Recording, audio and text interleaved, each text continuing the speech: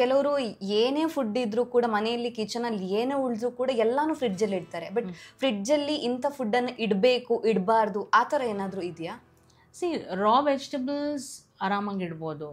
Anything that is cooked, ಸಿ ಆ ಥರ ನೀವು like generally there are a lot of there's a lot of message on the social media that ginger idbardu and bananas idbardu, cucumber idbardu, ಆ ಥರ ಎಲ್ಲ ಏನಿಲ್ಲ. if it is preserved like stored properly ಅದರಿಂದ ಏನು ತೊಂದರೆ ಇಲ್ಲ. But fruits and vegetables R raw vegetables and fruits, ಅದರಿಂದ ಏನು ತೊಂದರೆ ಆಗಲ್ಲ. ಬಿಕಾಸ್ ಅದನ್ನು ನಾವು ಹೊರಗಡೆ ತೆಗೆದು ಪೀಲ್ ಮಾಡಿ we are washing it properly and we are cooking it. ತೊಂದರೆ ಆಗೋದಂದರೆ ಕುಕ್ಡ್ ಫುಡ್ ಇಟ್ಟಾಗ, ಆ ಥರ ಇಟ್ಟಾಗ. ಎಸ್, ಸೊ ಒಂದು ಕಾನ್ಸೆಪ್ಟ್ ಇದೆ that is first in first out, FIFO ಅಂತ ಹೇಳ್ತೀವಿ ನಾವು. ಸೊ ನಾವು ಫುಡ್ಡನ್ನು ಒಳಗಡೆ ಇಡಬೇಕಾದ್ರೆ ಇದು there is a small technique of labeling the food. Like for example, ಇವತ್ತು ನಾನು ಅದನ್ನು ಫ್ರಿಡ್ಜ್ನಲ್ಲಿ ಇಡ್ತಾ ಇದ್ದೀನಿ ಅಂದರೆ ಜಸ್ಟ್ ಒಂದು ಸ್ಮಾಲ್ ಲೇಬಲ್ ಥರ ಮಾಡ್ಬೋದು.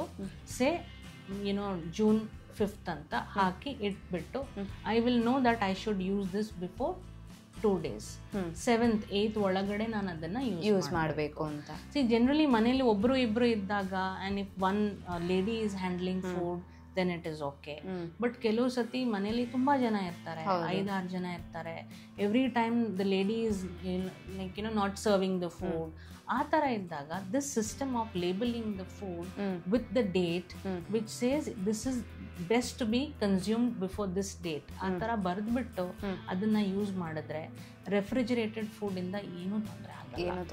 ಸೊ ಈಗಿನ ಲೈಕ್ ತುಂಬಾ ಎಲ್ಲರೂ ಮನೇಲಿ ಕೆಲಸ ಮಾಡ್ತಾ ಇರ್ತಾರೆ, ಹೊರಗಡೆ ವರ್ಕ್ ಮಾಡ್ತಾ ಇರ್ತಾರೆ.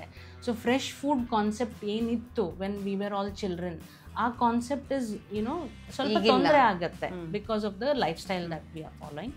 ಹಾಗಿರುವಾಗ this kind of storing the food at home, ಅದನ್ನ ನಾವು ಪ್ರಾಕ್ಟೀಸ್ ಮಾಡಿಕೊಂಡ್ರೆ ಮನೆಯಲ್ಲಿ ಮಕ್ಳಿಗೂ ಆ್ಯಂಡ್ ಎಲ್ಡರ್ಲಿ ಪೀಪಲ್ ಯಾರು ಇರ್ತಾರೆ ಅವ್ರಿಗೂ ಎಲ್ರಿಗೂ it is benefit, health benefits ಇರುತ್ತೆ.